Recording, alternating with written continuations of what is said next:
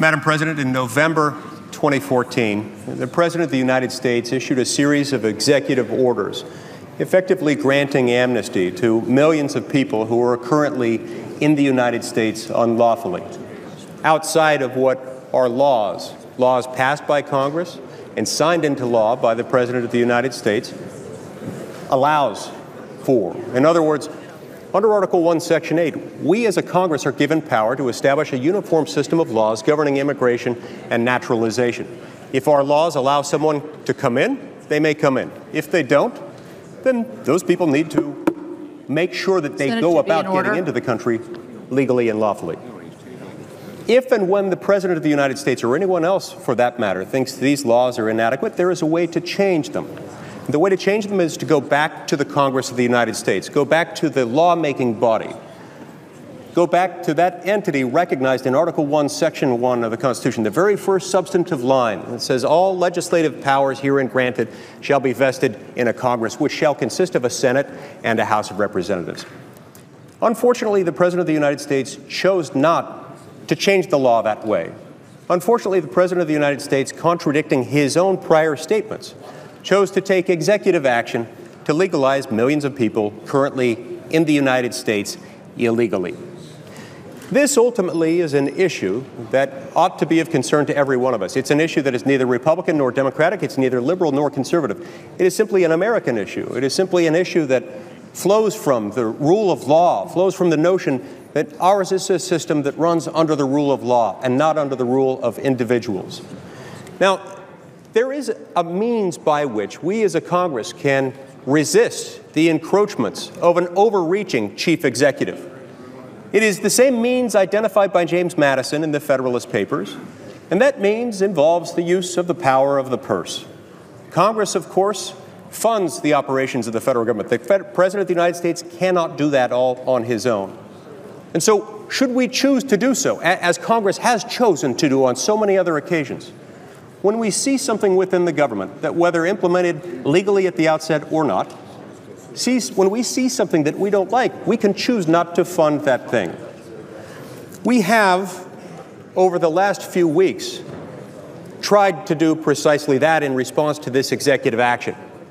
A month ago, the House of Representatives passed a bill to keep the Department of Homeland Security funding, with the understanding that at midnight tonight, that funding stream would expire. Senate will be in order. At the time the House of Representatives passed that legislation, the House of Representatives, the body most accountable to the people at the most frequent intervals, made a decision. They said, we're going to keep everything else within the Department of Homeland Security funded. The Senate will be in order. And the House of Representatives said, we will, however, direct that the Department of Homeland Security not spend any money implementing certain executive orders issued by the President in November 2014 and previously dealing with executive amnesty. We have been trying to get on that bill here in the Senate for nearly 4 weeks. Unfortunately, my colleagues on the other side of the aisle have refused to allow us to get on to that bill. They have blocked our attempts. They have engaged in obstruction. They have not allowed us to get onto it. Why? Well, because they didn't like that appropriations rider. They didn't like that spending restriction. Apparently, they didn't think that we should be exercising that power described by James Madison and foreseen by our founding fathers as our last great protection against an overreaching executive. And so they refused to allow us to get onto the bill. Now, as we're on the verge of getting onto the bill, as we're just getting onto the bill, all of a sudden they say, okay, we're okay with doing this as long as we're the only ones who get to offer amendments. As long as we get our amendment, the amendment that strips out all of the spending limitation language in the House-passed bill, we're okay with it as long as we, the Democrats, get our amendment, but no Republican gets his or her amendments. That isn't fair. I want to make clear that those of us who are supporting this have not objected to the running of the time.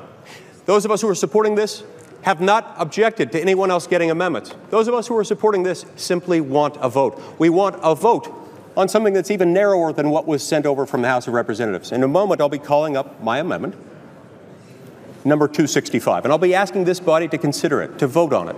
And what it says is that we won't allow the Department of Homeland Security to spend any money on implementing the November 2014 executive amnesty executive orders. That's what we're trying to do. In the event that this is objected to, then I will be moving to table the procedural mechanism by which other amendments are being blocked. So with that, Madam President, I implore all of my colleagues to remember themselves as operating within a constitutional framework in which, far more than your status as a Democrat or as a Republican, as a liberal or as a conservative, you're here to defend your own power, your own authority that you've been given by your own people. And with that, I encourage each of my colleagues to support this amendment. Madam President, I ask unanimous consent to call up my amendment, number 265. Is there objection? Objection is heard. Madam President, Senator from... I move to table the McConnell Amendment 258 for purposes of offering my amendment, number 265, and I ask for the yeas and the nays. Is there a sufficient second?